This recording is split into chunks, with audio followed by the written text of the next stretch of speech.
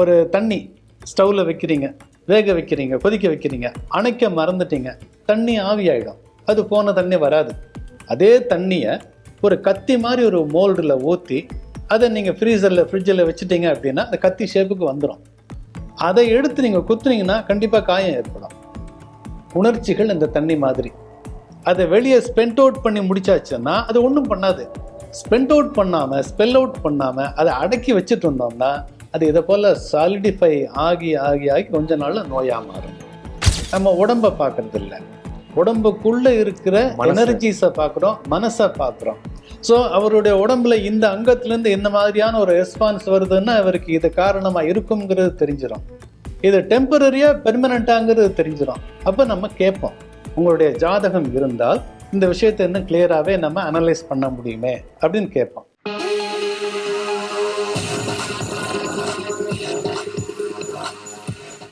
மருந்தில்லா மருத்துவம் நிகழ்ச்சியில் ஸ்ரீ டிவி நேயர்களை சந்திப்பதில் அளவற்ற மகிழ்ச்சி.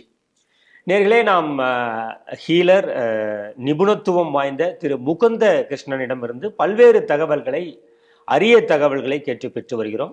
ஸ்ரீ டிவி நேயர்கள் சார்பாக இந்த வார நிகழ்ச்சிக்கு அவர்களை வரவேற்கிறேன். வணக்கம் சார். வணக்கம் பாஸ்கர் சார். நிறைய விஷயங்களை சொல்லிட்டு இருக்கீங்க. அதில் எனக்கு ஆச்சரியம் தரக்கூடியது என்ன அப்படின்னா, நீங்கள் மெடிக்கல் ஆஸ்ட்ராலஜின்னு ஒரு வார்த்தையை பயன்படுத்தினீங்க, யோகா தெராப்பின்னு ஒரு வார்த்தையை பயன்படுத்தினீங்க. இதெல்லாம் வேதத்திலிருந்து நான் ரெஃபரன்ஸ் எடுத்தேன் அப்படின்னு சொல்கிறீங்க. ஒரு காஸ்மிக் எனர்ஜி, ஒரு பிரபஞ்ச சக்தியை நாங்கள் உள்ளுக்குள்ளே செலுத்துகிறோம் அப்படின்னு சொல்கிறீங்க. இது எல்லாத்தையும் தொடர்பு படுத்தி பார்க்கும்போது இது மறுபடியும் மையப்புள்ளியாக ஆன்மீகத்தில் தான் நிற்கிது. இப்போ இந்த மெடிக்கல் ஆஸ்ட்ராலஜி அப்படின்னு பார்க்கும்போது இப்போது சிலருக்கு இந்த ராசிக்காரர்களுக்கு இந்த வியாதி தான் இருக்கும் அப்படின்னு நீங்கள் வர்றவங்கள்ட்ட ஜாதகத்தையும் பார்த்து நீங்களே சொல்லிடுவீங்களா? இல்லை இது குணப்படுத்தக்கூடியது தான், இல்லை இது குணமே ஆகாது, இல்லை காலம் முழுக்க நீங்கள் இப்படி தான் இருக்க போகிறேன், அந்த மாதிரியான வைத்தியத்தோடு சேர்ந்து ஜோசியமும் நீங்கள் பார்த்து சொல்கிறீங்களா? அதில் என்ன நடக்குது சார்? அதில் வணக்கம் பாஸ்கர். அது முக்கியமான பெரிய கொஸ்டின். நான் என்னென்ன சர்வீஸ் பண்ணுறோம் நாங்கள் சொன்னது மொத்தமாக சேர்த்து நீங்கள் திருப்பி கேட்டீங்க. நான் ஒன்று ஒன்றா சொல்கிறேன். டைம் கன்ஸ்ட்ரைண்ட் அதுக்கு இருக்கும். நாம் அனுபவிக்கிற எல்லா விஷயங்களுக்குமே, நல்லதோ தீயதோ, எல்லாத்துக்குமே மூல காரணம் நம்முடைய வினை தான், வினை தான். நம்ம ஒரு பணம் டெபாசிட் பண்ணி வைக்கிறோம், அதுலேருந்து இன்ட்ரெஸ்ட் கிடைக்கிது, அனுபவிக்கிறோம். அது எப்படி என்ஜாய் பண்ணுறோமோ அதே போல் தப்பு பண்ணால் அதனுடைய பலனும் நம்ம அனுபவிக்கிறோம் இல்லையா? அந்த காலத்தில் பழமொழி சொல்கிறது உண்டு, உப்பு தின்னா தண்ணி குடிக்கணும்னு சொல்கிறது உண்டு. அதுபோல் நம்ம என்னென்ன தவறுகள் செய்தோமோ அதெல்லாம் நமக்கு வினையாக வரும், தீவினையாக வரும்.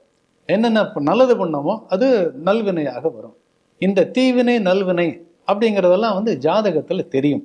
இல்லை, அது கேட்கும்போது சார் ஒரு பாமரனாக ஒரு கேள்வி வந்துருக்கு.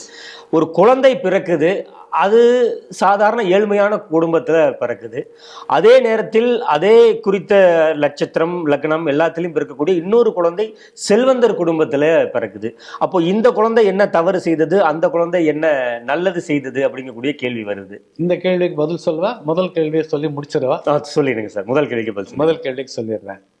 நீங்கள் வேற ஒரு குடும்பத்தில் ஏழ்மையான குழந்தை, வேறொரு குடும்பத்தில் பணக்கார குழந்தைன்னு போறீங்களா? ஒரே தாய்க்கு பிறந்த ட்வின்ஸை பற்றி நான் சொல்கிறேன், அது அப்புறமா சொல்கிறேன். ரெண்டும் வேற வேற. இந்த மெடிக்கல் ஆஸ்ட்ராலஜிங்கிற விஷயத்துக்கு நான் வரேன். ஆமாம், நம்ம அதை பண்ணுறோம். ஏன் பண்ணுறோம்? நம்ம அனுபவிக்கிற சம்பவங்கள், விஷயங்கள் எல்லாமே ஊழ்வினையை சார்ந்தது. ஊழ்வினையில் தான் நம்ம என்ன நோய் அனுபவிக்கணுங்கிறது இருக்குது. ஊழ்வினையில் தான் நம்ம என்ன சந்தோஷம் அனுபவிக்கணுங்கிறது இருக்குது. சந்தோஷம் அனுபவிக்கிறோங்கிறத நம்ம யாருமே பெருசாக சொல்லிக்க போகிறதில்ல, அதை பெருசாக காட்டிக்க போகிறதில்ல. நமக்கு தலைவலி இருக்குங்கிறது வரும்போது தான் தலை இருக்குங்கிறதே புரியும். வலி அனுபவிக்கும் போது அந்த அங்கமே புரியும். அதே போல் கஷ்டப்படும் போது தான் அந்த ஃபீல்டுக்கே வருவோம்.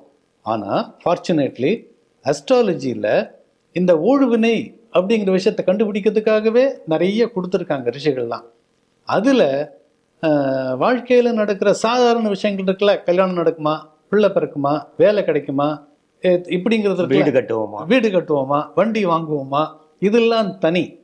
இதே கட்டங்களுக்குள்ளேயே இருக்கிற இன்னொரு பெரிய கடல் போல ஒரு ஆழமான விஷயம், என்ன மாதிரியான நோய்கள் வரும், எந்த வயசுல வரும், அது நிரந்தரமா இருக்குமா, கொஞ்ச நாள் இருந்துட்டு போயிடுமா, இப்படிங்கிற விஷயங்களை கண்டுபிடிக்க முடியும். இப்படி வரக்கூடிய நோய்கள் எந்த மாதிரியான மருத்துவத்தில் அது கேட்கும், அது கெமிக்கல்ஸ்னால ட்ரீட் பண்ணக்கூடிய விதத்தில் கேட்குமா, அல்லது இயற்கையான விதத்தில் அது கேட்குமா, அல்லது இயற்கைக்கும் அப்பால் பட்டு முந்தைய காலத்துல சொல்ற மாதிரி மணி மந்திர ஔஷதம்னு 3 சொல்லுவாங்க. அதன்படி தான் இது செய்ய முடியுமா? பரிகாரங்கள் பண்ணாதான் சரியாகுமா? இல்லை கொஞ்சம் சின்ன தானம் கொடுத்தா சரியாயிடுமா? இப்படிங்கிறது எல்லாமே அஸ்ட்ராலஜியில் தெரியும். இதை மெடிக்கல் அஸ்ட்ராலஜின்னு இன்னைக்கு நம்ம பேர் சொல்கிறோம். அன்னைக்கு அப்படி தனி செக்ஷனாக பிரிக்கலை. அஸ்ட்ராலஜிலேயே எல்லாத்தையுமே கொடுத்துட்டாங்க. அப்படி வரும்போது ஒருத்தருக்கு வந்து ஒரு வார்த்தைக்கு சொல்கிறேனே, ஒரு கஷ்டப்படுறான், மனசில் ஒரு உணர்ச்சி பாதிக்கப்பட்டிருக்கு, துக்கம் இருக்கு. அந்த துக்கம் மனம் சம்பந்தப்பட்டது. ஏன்னா அது உணர்ச்சி. மனம் சம்பந்தப்பட்ட விஷயங்களை தீர்மானிக்கிற கிரகம் சந்திரன். ஸோ சந்திரன் வந்து அந்த உணர்ச்சிகளை கொப்பளிக்க வைக்குது. பேசணும்னு தோணுது, ஆனால் இதை நான் பேசிட்டேன்னா எனக்கு அவமானம் வந்துடும், கௌரவம் பாதிக்கப்பட்டுடும் அப்படின்னு எண்ணம் வருதுன்னா அந்த எண்ணத்தை ஏற்படுத்துறது புதன், மெர்க்குரி. ஸோ புதனும் சந்திரனும் இங்கே ரொம்ப பக்கத்தில் பக்கத்தில் இருக்கு. உள்ளேயே, மனசுக்குள்ளேயே, ஒரு ஆளுக்குள்ளேயே. உணர்ச்சிகளை வெளிக்காட்டா முடியாம தடுக்கிறது அறிவு, அறிவுக்கானது புதன். அண்ட் உணர்ச்சிகளை ஏற்படுத்துறது மனசு, சந்திரன். சந்திரன் புதன் இந்த ரெண்டுத்துக்கும் மேல நீ பேசவே கூடாது, உன்னை நீ எக்ஸ்போஸ் பண்ணிக்கவே கூடாது, உன்னுடைய செல்ஃப் ரெஸ்பெக்ட் முக்கியம் அப்படின்னு செல்ஃப்னு போய் நிற்கிற இடத்துல அந்த தான்கிறத தீர்மானிக்கிற கிரகம் சூரியன். அடக்குமுறை சூரியன். ஆட்சி சூரியன். அடக்குமுறை நேர் சொல்லுவானே, ஆட்சி செய்தல் சூரியன். அப்ப அந்த சூரியன் உஷ்ணமான கிரகம். அந்த ஹீட்டும் சேர்ந்து புதன், சூரியனுக்கு அடுத்த இருக்கிற பிளானட் புதன். புதன் பாதிக்கப்பட்டு புதன்ல இருந்து இமீடியட்டா கனெக்ஷன் வருது மனசு, சந்திரன். சந்திரனும் புதனால கட்டுப்படுத்தப்பட்டு இந்த 3 சேரும் போது உணர்ச்சிகள் இந்த புதனோட நேரா வயிற்றுல போய் செட் ஆகும். இப்ப இங்க எனக்கு ஒரு கேள்வி வருது. அப்போ மனவியாதிகளை நீங்கள் எதை வைத்து குணப்படுத்துறீங்க?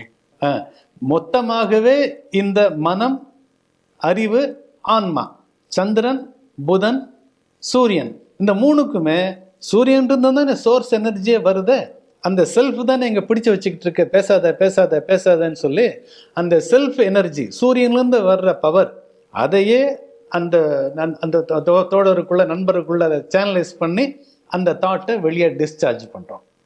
ஸோ நோய் எப்படி செட் ஆகுது அப்படின்னா, இந்த பாதிக்கப்பட்ட தடுக்கப்பட்ட எண்ணம், அறிவு, செல்ஃப், இது 3 சேர்ந்து பாதிக்கப்பட்ட எண்ணமாகவே அது தொண்டையில நின்றுச்சு அப்படின்னா சாப்பிட முடியாது, முழுங்க முடியாது, பேச முடியாது, தொண்டை வலி வரும். அடுத்தது வயிற்றுல நின்றுச்சுன்னா அது அல்சரா காட்டும். அது கொஞ்சம் கீழே இறங்கிடுச்சு அப்படின்னா அது எக்ஸ்கிரேட்டரி ஆர்கன்ல டிசார்டரா காட்டும். வாயிலிருந்து ஆசன வாய் வரையும் இந்த டைஜஸ்டிவ் சிஸ்டம்ல எங்க வேணாலும் அது போய் செட் ஆகும். இது எப்படி அப்படின்னா, ஒரு தண்ணி ஸ்டவ்ல வைக்கிறீங்க, வேக வைக்கிறீங்க, கொதிக்க வைக்கிறீங்க, அணைக்க மறந்துட்டீங்க, தண்ணி ஆவியாயிடும், அது போன தண்ணி வராது. அதே தண்ணியை ஒரு கத்தி மாதிரி ஒரு மோல்டில் ஊற்றி அதை நீங்கள் ஃப்ரீசரில், ஃப்ரிட்ஜில் வச்சுட்டீங்க அப்படின்னா அந்த கத்தி ஷேப்புக்கு வந்துடும். அதை எடுத்து நீங்கள் குத்துனீங்கன்னா கண்டிப்பாக காயம் ஏற்படும். உணர்ச்சிகள் இந்த தண்ணி மாதிரி. அதை வெளியே ஸ்பெண்ட் அவுட் பண்ணி முடிச்சாச்சுன்னா அது ஒன்றும் பண்ணாது. ஸ்பெண்ட் அவுட் பண்ணாமல், ஸ்பெல் அவுட் பண்ணாமல் அதை அடக்கி வச்சுட்டு இருந்தோம்னா அது இதை போல் சாலிடிஃபை ஆகி ஆகி ஆகி கொஞ்ச நாளில் நோயாக மாறும். இது எந்த மாதிரி நோயாக மாறும், உடம்புல எந்த உறுப்பில் அது வரும் அப்படிங்கிறது தலையிலிருந்து கால் வரையும் ஒவ்வொரு உறுப்புக்கும் ஜாதகத்தில், கிரகங்கள்ல, கிரகங்கள்ல, அமைப்புகள்ல ஒவ்வொரு ராசிக்கும் ஒவ்வொரு தன்மைக்கும் விளக்கியிருக்காங்க. ஃபயர் சைன், எர்த்தி சைன், ஏரி சைன், வாட்டரி சைன் இப்படின்னு விளக்கியிருக்காங்க. அதே போல இது எந்த உடம்புல எந்த அங்கம் அப்படிங்கிறத விளக்கியிருக்காங்க. காலில் வருமா, தலையில வருமா, வயிற்றுல வருமா, இல்லை நெஞ்சில் வருமா. அந்தந்த நபருக்கு ஜாதகத்தை பார்க்கும்போது இது கேன்சரா இல்லையாங்கிறதே தெரியும். இது கேன்சர் எதனால வந்ததுங்கிறது தெரியும். இது இருக்குமா போயிடுமாங்கிறது தெரியும். எல்லாம் ரூட் காஸ் எங்கன்னா மனம்தான். அதனால இது வந்து ஒரு வித்தியாசமான ஒரு துறை. மெடிக்கல் அஸ்ட்ராலஜி அப்படிங்கிறத பயன்படுத்தி ஒருத்தருடைய ஊழ்வினை காரணங்களை கண்டுபிடிச்சு அதன் மூலமாக அவருக்கு நாம இந்த ஒரு ஹீலிங்கை பண்ண முடியும், ரிலீஃப் கொடுக்க முடியும். அதோடவே அந்த மெடிக்கல் அஸ்ட்ராலஜிலேயே அவர் என்ன செய்தால் இது வந்து சரியாகும், என்ன சாப்பிட்டா சரியாகும், எந்த மருந்துனால் அதை சரி பண்ணிக்க முடியும், ஆங்கில மருத்துவமா, சித்த மருத்துவமா, ஆயுர்வேத மருத்துவமா, இல்லை இயற்கையாகவே அவர் சாப்பாட்டில் மாற்றிக்க முடியுமா, அல்லது ஏதாவது கோயில்களில் போய் சில பரிகாரங்கள் பண்ணாருன்னா சரியாகுமா, இது எல்லாமே மெடிக்கல் ஆஸ்ட்ராலஜியில் கவர் பண்ணிட்டோம். இது எல்லாத்தையுமே நீங்களும் வரக்கூடிய பேஷண்ட்டுக்கு சொல்லிடுறீங்களா? ஆமாம், அவங்களுக்கு வந்து நம்ம பார்க்கும்போதே, நம்ம ஒருத்தரை அப்சர்வ் பண்ணும்போதே, அப்சர்வேஷன்லேயே, அனுபவத்தினால அப்சர்வேஷன்லேயே நமக்கு தெரியும் இவர் இந்த பிரச்சனை இருக்குதுங்கிறது தெரியும். நான் இவ்வளோ சொல்லும்போது உங்களுக்கு ஒரு விஷயம் புரிஞ்சிருக்கணும். நேச்சுரலாகவே என்ன கேட்டிங்கன்னா, நம்ம உடம்பை பார்க்கறது இல்லை, உடம்புக்குள்ளே இருக்கிற எனர்ஜிஸை பார்க்குறோம், மனசை பார்க்குறோம். ஸோ அவருடைய உடம்புல இந்த அங்கத்திலேருந்து இந்த மாதிரியான ஒரு ரெஸ்பான்ஸ் வருதுன்னா அவருக்கு இது காரணமாக இருக்குங்கிறது தெரிஞ்சிடும்.